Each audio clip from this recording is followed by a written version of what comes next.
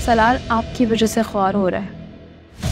آپ کو ڈر لگ رہا ہے کہ کہیں سالار کامیاب نہ ہو جائے. اگر تمہیں بدلہ لینا ہے نا، کچھ ایسا کرو ستارہ اسے چھوڑ کر چلی جائے. بیٹا سالار بھی تو تمہارے پیچھے مارا مارا پھر رہا ہے نا.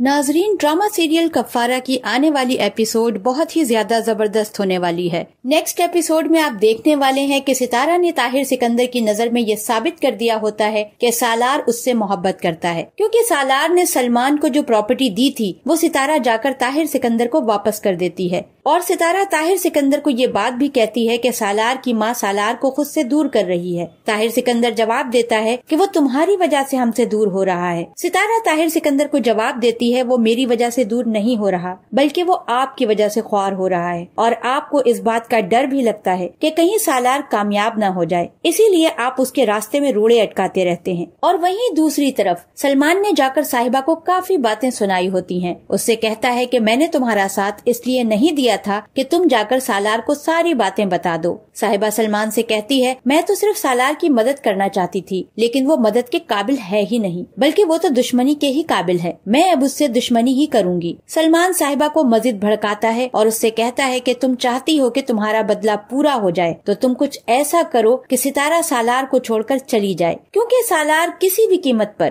ستارہ کو نہیں چھوڑے گا.